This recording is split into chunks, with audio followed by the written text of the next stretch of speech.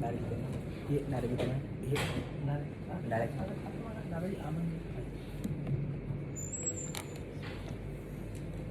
Bismillahirrahmanirrahim.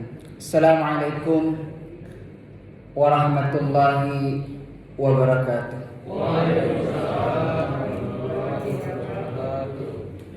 Alhamdulillah. Alhamdulillahilladzi anzala as-sakinata fi syahr Ramadan wa anzala fihi al-Qur'an hudan lin-nas wa bayyinatin minal huda wal furqan. Asyhadu an la ilaha illallah wahdahu la syarika lah wa asyhadu anna Muhammadan abduhu wa rasuluh. Allahumma salli ala Muhammadin wa ala alihi wa sahbihi ajma'in. Bapak Ibu jamaah Isya dan salat tarawih, salat sunat tarawih yang dimuliakan oleh Allah Subhanahu wa taala. Pertama-tama kita senantiasa bersyukur kepada Allah Subhanahu wa taala.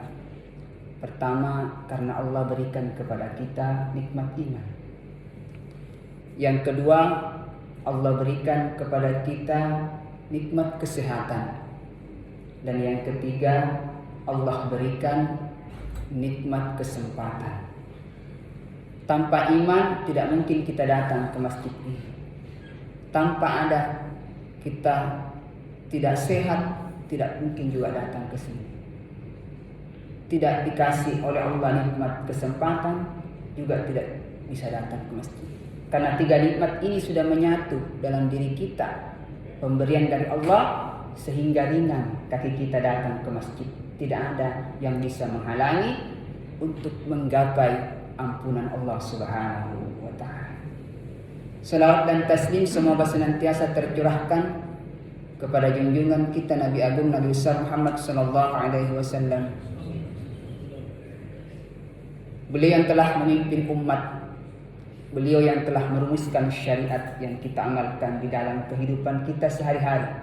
Sumbernya dari Al-Quranul Karim, firman Allah dibawa oleh Jibril kepada beliau, sehingga dengan Al-Quran tersebut Rasulullah sallallahu alaihi wasallam telah berhasil menjaga akidah kita, menjaga syariat kita, menjaga akhlak kita. Mudah-mudahan dengan kita berislam secara sempurna menjadi wasilah pengantar kita nanti selamat di dunia.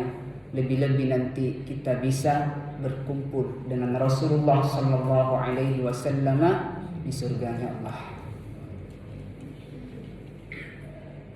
Bapak Ibu jamaah tarawih dan isya yang dimuliakan oleh Allah Subhanahu wa taala. Kemarin saya ceramah di Masjid Nurul Mukminin. Tertulis di situ maksimal 15 menit. Saya tadi tengok kanan kiri, tidak ada tulisannya 15 menit di sini. Berarti kayaknya dikasih kebebasan Ustadz untuk berceramah sampai jam berapapun. Ya nanti kalau lama yang kemelu kita tanya yang salah, kita tidak tulis di sini batas waktunya. Tapi insya Allah ya kalau nanti mulai ini kayak lama, ya kasih mak kode-kode. Minimal ya saya nanti langsung tutup. Bapak Ibu jamaah isya dan tarawih yang dimuliakan oleh Allah Subhanahu wa taala. Dalam Al-Qur'an disebutkan ya ayyuhalladzina amanu dukhulu fis-silmi kafah. Hai orang-orang yang beriman, masuklah engkau ke dalam Islam secara totalitas. Bagaimana caranya kita supaya bisa berislam secara totalitas? Maka kita harus paham apa sebenarnya konten isi daripada Islam. Yang pertama adalah kita harus kuatkan akidah. Kemudian yang kedua, kuatkan syariat. Dan yang ketiga adalah kita harus berakhlakul karimah. Kalau tidak kuat kita punya akidah, keyakinan kepada Allah Subhanahu wa taala, maka tidak akan pernah kita bersyariat secara sempurna. Kita sama-sama sholat, sama, tapi mungkin beda hasilnya. Kita sama-sama berpuasa, mungkin beda juga hasilnya. Kita sama-sama berinfak, bersedekah, mungkin juga beda pahalanya. Kenapa? Perbedaan di antara kekuatan dan kedalaman akidah kita. Ketika hambanya Allah, kita ini orang yang berislam, sudah bagus syariat kita, karena sudah kuat akidah kita, maka pasti akhlakul karimah akan mengikuti daripada perbuatan kita. Jadi kalau ada orang yang bagus katanya akidahnya, bagus katanya syariatnya, tapi tidak bagus akhlaknya, maka akidahnya perlu dipertanyakan, syariatnya juga perlu dipertanyakan. Karena Islam itu harus sejalan tiga ini, akidah, syariat, dan akhlak. Itulah yang disebut berislam secara totalitas. Maka dari itu, untuk bisa menjalankan ketiga-tiganya ini, maka para ulama memerintahkan kita untuk senantiasa mentazkiyah diri kita, membersihkan, mensucikan diri kita. Maka para ulama membagi tazkiyah itu, pembersihan jiwa itu, pembersihan diri itu ke dalam 5 kategori. Yang pertama adalah tazkiyatul fahmi. Apa itu tazkiyatul fahmi? Membersihkan, mensucikan paham-paham daripada hal-hal yang tidak benar. Kalau kita kembali kepada sejarah, dulu di zamannya sahabat yang membunuh Ali bin Abi Thalib itu bukan non-muslim, bukan orang kafir, tapi beliau adalah sahabatnya Nabi, ahli ibadah, penghafal Al-Quran, namanya Abdurrahman bin Muljam. Tapi kenapa dia ini tega membunuh Ali bin Abi Thalib dalam keadaan sholat? Coba bayangkan, sahabat Nabi, penghafal Quran dan ahli ibadah. Apa yang menyebabkan demikian? Karena dia sudah telah mendengarkan berita-berita hoax. Dari siapa dia mendengarkan berita-berita hoax? Dari kaum Khawarij. Apa yang menurut pendapatnya? Kalau ada orang yang berhukum bukan hukum dari Al-Quran, dari Allah, maka halal darahnya. Dia menganggap Ali bin Abi Thalib salah mengeluarkan kebijakan, menganggap bahwa kebijakannya tidak sesuai dengan hukum Allah, sehingga menganggap Ali itu halal darahnya dibunuh. Maka dibunuhlah dia. Coba. Sekarang pertanyaannya, ada enggak di zaman sekarang ini orang-orang seperti itu? Mungkin ada. Kenapa demikian? Karena salah memahami Al-Quran, salah memahami hadis. Maka perlu kita mengkaji Al-Quran secara dalam, secara universal. Perlu kita membaca hadis, bukan cuma teksnya, tapi perlu kita baca apa asbabul wurudnya ini hadis, apa asbabul nuzulnya ini Al-Quran. Maka kita perlu dekat dengan ulama, bertanya supaya kita tidak salah menjalankan syariat Allah Subhanahu wa ta'ala. Jangan heran Bapak Ibu jamaah yang dimuliakan oleh Allah, ada yang bom gereja, saling memfitnah dan seterusnya. Kemudian yang kedua adalah tazkiyatun niyah. Kita harus senantiasa mensucikan, membersihkan niat-niat kita. Innamal a'malu binniyat wa innamal likulli imri'in ma nawah. Sesungguhnya manusia itu dilihat tergantung pada niatnya. Kalau niatnya berbuat ibadah karena dunia, maka itulah yang dia dapat. Kalau niatnya karena Allah dan Rasulnya, itu juga yang didapat. Pertanyaannya, mungkinkah Ustaz kita sholat niatnya karena dunia? Bisa saja. Mungkinkah Ustaz kita berinfak di masjid niatnya karena dunia? Bisa saja. Bisa saja. Kita dari rumah berangkat untuk sholat jamaah, sampai di masjid supaya dibilang soleh, kembali ke dunia lagi, bukan karena Allah. Jadi perlu kita terus-menerus memperbaiki, mentazkiyah, membersihkan niat kita. Kata Rasulullah alaihi wasallam, kam min shaimin laisa lahu illa al-ju' wal 'atas. Banyak orang berpuasa tidak dapat apa-apa kecuali lapar dan haus. Apa penyebabnya? Niatnya bukan karena Allah. Mungkin dia berpuasa karena ikut-ikut ya, karena tradisi di bulan Ramadan berpuasa, dia juga berpuasa. Karena orang tuanya berpuasa, anaknya berpuasa. Karena teman-temannya berpuasa, dia juga berpuasa. Karena semua pengurus masjid puasa, dia ikut berpuasa. Bukan niatnya karena Allah Subhanahu wa ta'ala. Jadi kalau mau diterima amal ibadah kita, diterima sholat kita, diterima mengaji kita, diterima infak kita, diterima perbuatan-perbuatan kita, maka tentu harus dijaga niat baik kita. Guru saya pernah berkata, yang dia dikutip dari Imam Al-Haramain, bahwasanya setan itu yuwaswisuna fi sudurin nas. Setan itu dengan cara membisikkan keburukan di dalam hatinya manusia, sehingga dia membuat hati kita ini was-was beribadah. Itu ibaratnya sebuah ruangan yang ditutup. Dia seperti angin yang masuk melalui sela-sela jendela.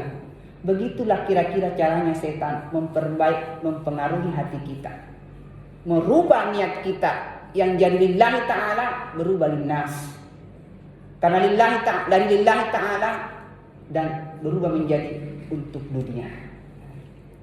Kemudian yang ketiga, tazkiyatus syu'ur. Apa itu tazkiyatus syu'ur? Yaitu menjaga, membersihkan perasaan kita, jiwa kita dari sifat terlalu perasa yang melampaui batas. Kalau bahasa kerennya itu adalah terlalu baper. Ada orang itu Bapak Ibu, karena dia tidak senang dengan salah satu pengurus masjid, tidak mau lagi pergi berjamaah di Telkomas 2. Kenapa? Tidak senang dengan pengurus masjid. Ada juga karena tidak senang dengan salah satu jamaah di masjid, tidak mau lagi berinfak di masjid. Apa? Karena tidak suka dengan salah satu jamaah yang di masjid. Saya mau berinfak, mau sholat jamaah di masjid itu, kalau yang itu tidak pergi ke masjid. Kenapa? Saya tidak khusyuk sholat, katanya. Ini berbahaya. Ini adalah penyakit hati yang harus dan tidak boleh dimiliki oleh orang Islam. Kemudian yang keempat adalah tazkiyatul ghadab. Tazkiyatul ghadab itu membersihkan diri kita dari sifat-sifat emosional yang berlebihan. Sifat emosi ini alami Bapak Ibu. Semua manusia miliki. Itu sifat alami yang diberikan Allah Subhanahu wa ta'ala kepada kita.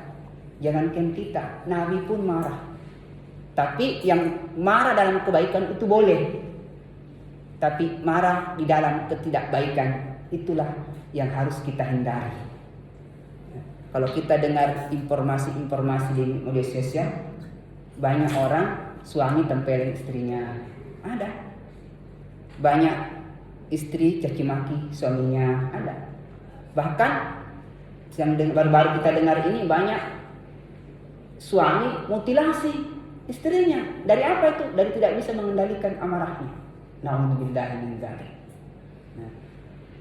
Maka kata Rasulullah SAW, laisa syadidu bisur'ah.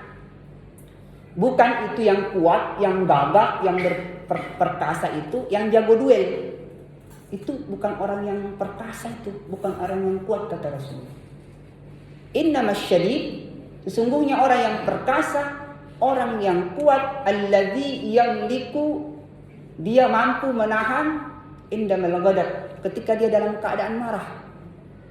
Jadi kalau Bapak Ibu kuat menahan amarah, berarti Bapak Ibu lah yang paling kuat menurut Rasulullah sallallahu alaihi wasallam.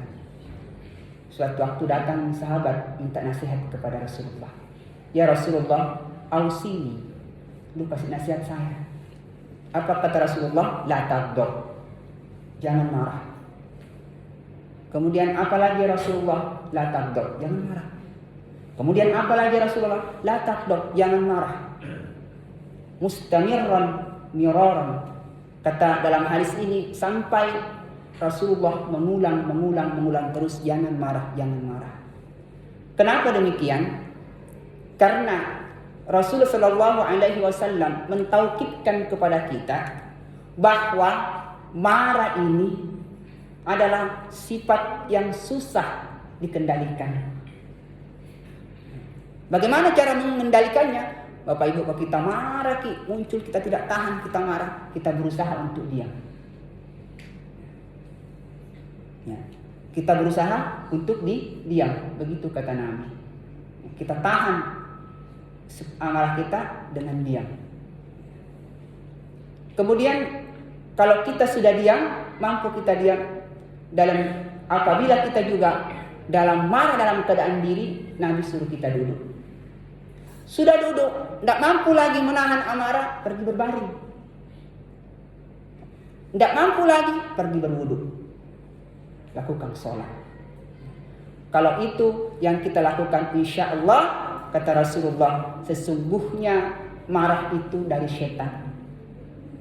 Setan itu minan nar, tercipta dari api. Api itu bisa dipadamkan, kata Rasulullah, bilma, dengan air. Faliyatawaddah, maka pergilah berwudu.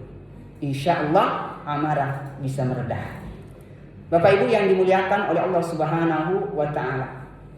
Kemudian yang kelima, yang terakhir adalah tazkiyatul iradah. Kita harus mampu menahan diri kita daripada hal-hal untuk memenuhi semua keinginan-keinginan yang melampaui batas. Ya. Mau punya rumah satu, kayaknya kurang kalau malah satu, bagus kalau 2 rumah. Ada rumah di Makassar, ada di Baru, ada di Pangkep, ada di mana-mana. Jadi kalau pergi ke Pangkep, ada rumah lagi. Pergi ke Makassar, ada lagi. Punya mobil satu, dikarenai Allah pengen 2. Nah, bagus kalau 2 mobil, bisa ganti-gantian. Tidak berhenti untuk memenuhi keinginannya yang sifatnya duniawi, bahkan melupakan kewajiban kita. Padahal dalam agama itu yang penting, yang pokok sudah terpenuhi. Harta-harta yang lain itu kita gunakan dalam kebaikan. Ketika 5 elemen ini, 5 komponen ini bisa kita sucikan, bisa kita bersihkan, maka insya Allah semua ibadah-ibadah yang kita lakukan insya Allah akan sampai kepada Allah Subhanahu wa Ta'ala, dan kita insya Allah akan masuk ke dalam kategori berislam secara kafah. Bapak Ibu jamaah salat tarawih yang dimuliakan oleh Allah Subhanahu wa Ta'ala. Yang serius sudah. Sekarang yang agak tidak serius. Saya mau bertanya dulu sama Bapak Ibu. Apa tujuan kita sebenarnya beribadah kepada Allah? Apa yang kita inginkan? Apa yang kita harapkan kepada Allah? Surga. Surga. Benar gak yang kita harapkan surga? Betul Bu? Mau semua masuk surga toh? Pernah kita tahu apa itu surga? Tidak pernah lihat kan? Karena surga gaib. Tahu apa itu yang kita peroleh dalam surga? Kan kita tidak tahu. Dari mana kita bisa tahu surga itu? Sehingga membuat kita tidak capek sholat. Sudah kumpulkan harta, capek-capek kumpul harta, dikasih infak ke masjid, dikasih untuk anak yatim, dan seterusnya. Mending dimakan sendiri. Misalnya, kenapa kita harus beribadah di dunia ini? Kenapa harus kita mempersiapkan bekal untuk akhirat, untuk mendapatkan surga? Apa yang mau kita dapat dalam surga? Al-Quran menjelaskan dalam surat Al-Baqarah, وَبَشِّرِ الَّذِينَ آمَنُوا وَعَمِلُوا الصَّالِحَاتِ أَنَّ لَهُمْ جَنَّاتٍ تَجْرِي مِنْ تَحْتِهَا الْأَنْهَارُ كُلَّمَا رُزِقُوا مِنْهَا مِنْ ثَمَرَةٍ رِزْقًا قَالُوا هَذَا الَّذِي رُزِقْنَا مِنْ قَبْلُ وَأُتُوا بِهِ مُتَشَابِهًا وَلَهُمْ فِيهَا أَزْوَاجٌ مُطَهَّرَةٌ وَهُمْ فِيهَا خَالِدُونَ. Saya hari ini tidak mau bicara tentang neraka karena saya takut. Saya mau bicara tentang surga saja dulu, supaya motivasi untuk kita beribadah. Apalagi sekarang sudah masuk malam 15. Sayang. Yang pertama Bapak Ibu, kalau kita di dunia tidak punya rumah, pasti kepanasan kita. Atau kalau hujan pasti kedinginan kita. Sama dengan di akhirat. Kalau di akhirat kita tidak punya rumah, maka kita akan kepanasan, kedinginan. Maka Allah berikan kita di dalam Al-Quran, lahum jannatun tajri min tahtihal anhar. Allah akan bangunkan istana engkau di surga yang mengalir sungai-sungai di dalamnya. Bagaimana itu istana yang mengalir sungai-sungai di bawahnya? Lahum jannatin tajri. Ya, kalau kita pernah kalau kita pernah dengar kisahnya Nabi Sulaiman, ya, Ratu Balqis itu waktu masuk ke kerajaannya Sulaiman, dia angkat jubahnya. Kenapa? Rasanya dia itu seakan-akan berjalan di atas sungai. Melihat ada ikan-ikan di bawahnya, dia angkat. Nah, padahal dia ditegur oleh Sulaiman, kau itu tidak belajar jalan di atas sungai, kamu itu jalan di atas kaca. Terus kenapa tidak panas? Ya, pernah ke tanah suci tak? Ya. Tanah suci itu kan tidak ditutup dengan atap. Ya. Semen di bawah. Kenapa diinjak tidak panas? Iya Bu, kenapa tidak panas? Yang pernah berumrah berhaji, kenapa tidak panas? Hah? Karena ada kipasnya di bawah, ada AC-nya di bawah itu. Iya kan? Ya, seandainya tidak ada AC-nya panas, kau begitu juga nanti di surga. Gambarannya begitulah rumah tak nanti di surga. Jadi kalau di dunia ini kita bisa tempati punya rumah paling 60 sampai 70 tahun. Sittina ila sab'ina sana kata Rasulullah kan. Umurnya Nabi Muhammad, umat Nabi Muhammad itu 60 sampai 70. Kalau Anda lebih alhamdulillah bonus. Tapi kebanyakan sampai di situ. Boleh kita hitung. Kalau mau data ya silahkan. Banyak sekali itu di data. Tapi kebanyakan 60 sampai 70 tahun umatnya Nabi Muhammad. Jadi 70 tahun kita tempati rumah tak. Nah, pindah nanti ke akhirat pasti butuh rumah. Nah, maka Allah berikan rumah itu. Aman, karena sudah ada di tempat tinggal tak. Pasti susah kalau tidak ada tempat tinggal tak sama di dunia. Kemudian yang kedua, di dunia pasti butuh makan. Iya kan? Ya, lapar kita makan. Apa di sana tidak lapar orang? Lapar. Bahkan lebih lapar. Kenapa? Karena nafsunya orang di surga itu lebih banyak daripada di dunia. Karena Allah ciptakan 100 nafsu. Allah simpan 90 di surga. 10 dia turunkan ke bumi, dibawa, dititipkan kepada perempuan 9, 1 untuk laki-laki. Coba bayangkan, 1 nafsu tak, coba bagaimana serakahnya manusia di dunia. Baru 1 itu. Dan dikasih rumah 1 pengen 2. Sudah makan coto, pengen lagi makan bakso. Sudah terus dikasih 1 istri, pengen 2. Enggak. Kalau di situ enggak ya. Enggak pernah, baru 1 itu nafsunya. Kalau di surga 100 Bapak Ibu. Karena kalau kita nanti masuk surga kita dibawa lagi nafsu 1, dikasih lagi situ 99 yang laki-laki. Nah, begitu kan? Bagaimana cocoknya kita rasakan? Mungkin tidak pernah kita kenyang, lapar terus kita. Nah. Tapi bahkan dulu kita semasa kita lahir sampai kita meninggal, semua makanan yang pernah kita makan di dunia itu juga ada di akhirat, ada di surga. Bahkan penduduk surga dalam surat tadi itu mengatakan berbisik-bisik, kayaknya ini makanan pernah saya makan di Makassar. Apa makanan khas di Makassar? Coto. Bagaimana cara bisa dapatkan coto di akhirat? Kalau pergi ke hotel Bapak Ibu atau pergi ke warung, kalau mau pesan coto, pesan dulu kan? Saya pesan coto apa? Coto rasa ini yang daging, ternyata pesan menunggu kita. Bedanya kalau di akhirat itu, ma khatara fi bali wajada fi amam. Apa yang terlintas di hatinya muncul itu makanan. Begitu cara pesannya. Beda, tidak bisa menunggu. Kata Nabi itu, apa yang terlintas di hatimu langsung muncul. Saya mau makan coto seperti saya di Makassar, muncul. Tidak lama.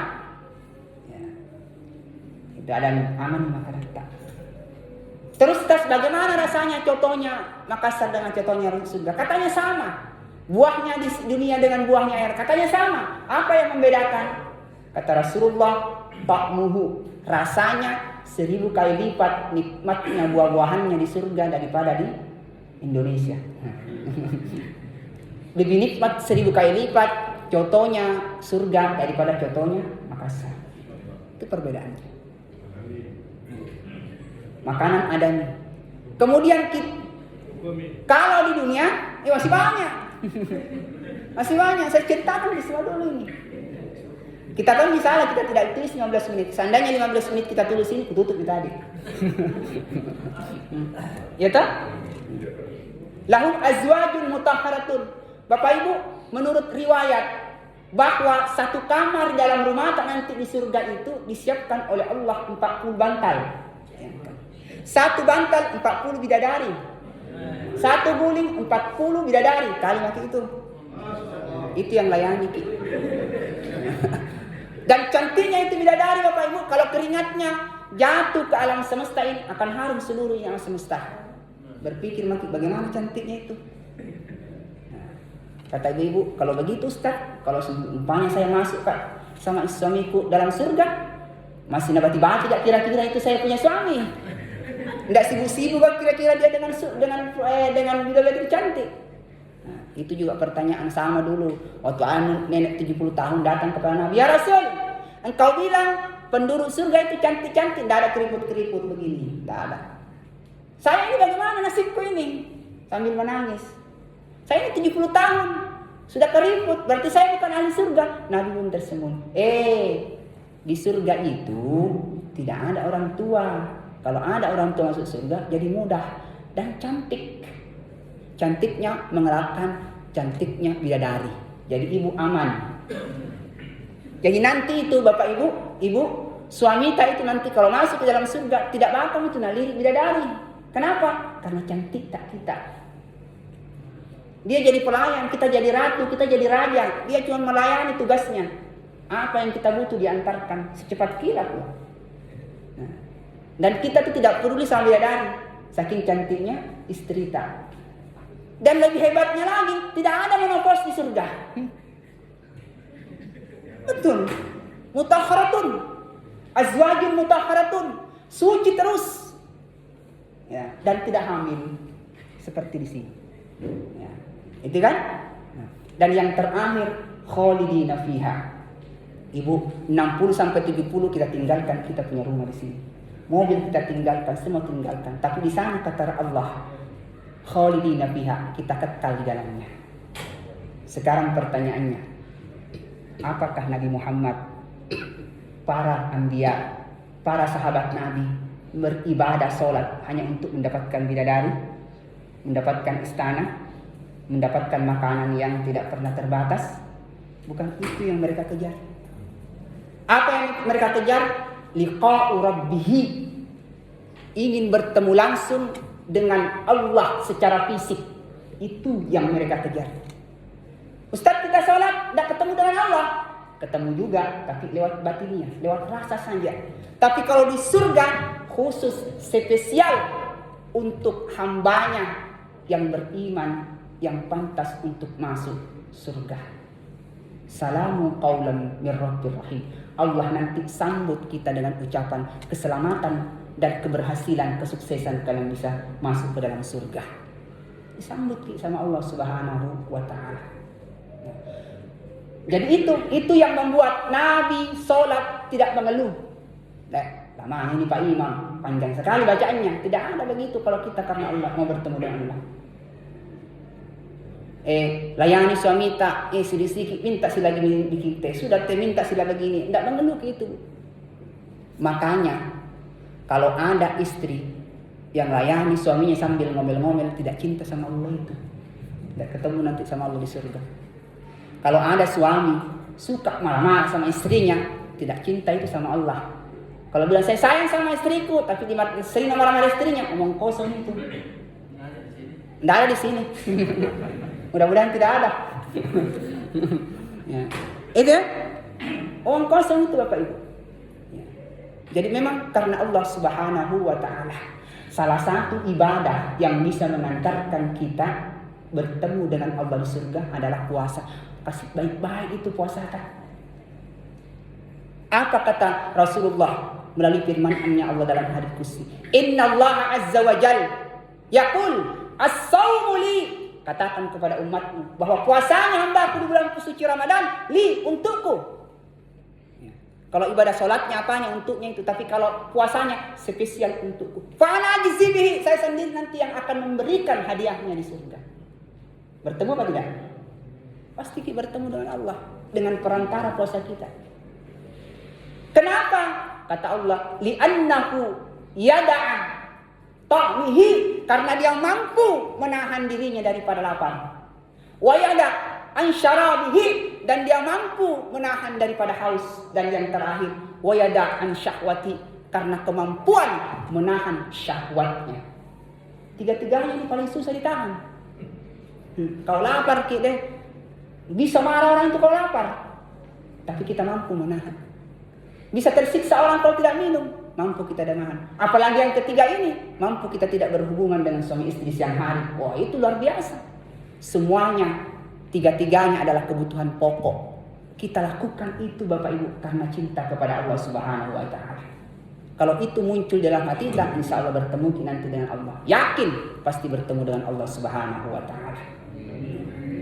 Jadi semua ibadah-ibadah yang kita lakukan di bulan suci Ramadan, baik tarwita, baik puasa tak, baik baca Quran tak, baik infak sedekah tak, itu berbeda dengan bulan Ramadan. Apa yang membedakan? Bedanya Bapak Ibu, kalau di bulan lain sudah beribadah dikasih sedikit pahala.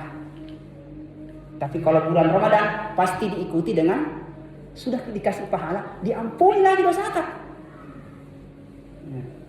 Man shoma Ramadana imanan wa ihtisaban ghufira lahu. Man qama Ramadana imanan wa ihtisaban ghufira lahu. Semuanya. Amin. Ya.